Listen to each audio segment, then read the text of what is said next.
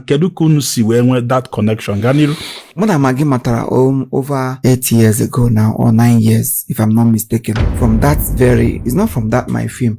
I am matago maybe 2 years before I shot that film or Nzara Imo and Yamazara Maggie. Ile na my phone, keta him to save ya Ureke. That was the first name Ozara na the first film mini na Abumeko. Wow. Ureke. She acted as an imbecile. And Mwa one of the villagers too, which was Sophia and so many others. Okay. Yes.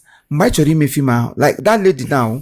Before money anabo address Uzaga. That is before I be the artwa. Obona ya address Uzaga moro monyobu. But anom somewhere just like him neku before. Ana akoko basara yawa. This very elderly person was talking about this young lady because I don't know go see film woman na African Magic that day.